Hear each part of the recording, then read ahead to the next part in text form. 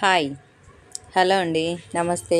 Welcome back to my channel. ఎలా ఉన్నారు అంతా? నేను చాలా బాగున్నాను. మీరు కూడా చాలా చాలా బాగుంటారని మనస్ఫూర్తిగా కోరుకుంటున్నాను. ఇక్కడ ఏంటంటే మార్నింగ్ లేవగానే వర్షం స్టార్ట్ అయింది. ఇంకా మనకు ఇంకా వర్షం అంటే ఎంత పిచ్చో చెప్పినా కదా, ఇంకా ఫస్ట్ పైకి వెళ్ళి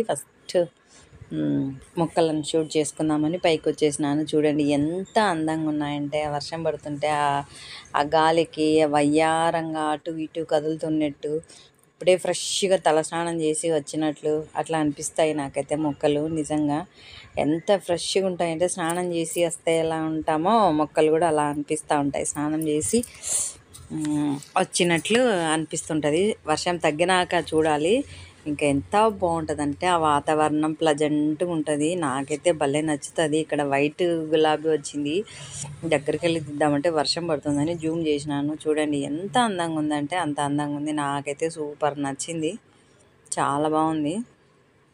లిల్లీ పూలు కూడా వచ్చినాయి, బాగా వస్తున్నాయి, డైలీ వస్తున్నాయి లిల్లీ పూలు, ఒక 3-4 అట్లా.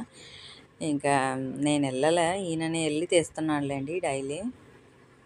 చాలా బాగుంది. చూడండి ఎంత వర్షం బాగా పడుతుంది. వాటర్ అంతా వచ్చేసినాయి కింద. ఇంకా ఇక్కడ కిందికి వచ్చేసి ఇంకా క్లీనింగ్ ఏముంటుంది, వర్షం పడుతుంటే బయట ముగ్గేసేది ఏమి ఉండదు కదా. ఇంకా ఇంట్లో ఒకటి క్లీన్ చేసుకొని ఇంకా టీ చేసుకొని తాగుతున్నా.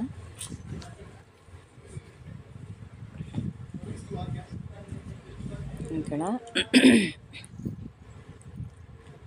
Good morning. ఇంకా ఈయన కూడా లేవలేదు, ఇంకా పిల్లలు ఇద్దరు లేరు కదా, హాస్టల్కి వెళ్ళిపోయినారు.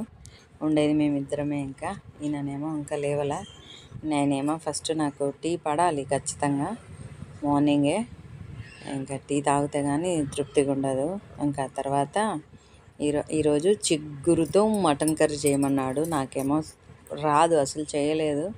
కానీ మా అత్త దగ్గరికి వెళ్ళి చేయించుకుందామని ఇంకా వెళ్ళాలని రెడీ అవుతున్నా. ఫస్ట్ చిగురంతా ఇట్లా నీట్గా, అసలు పుల్ల అనేది లేకుండా ఒలుచుకోవాలంట.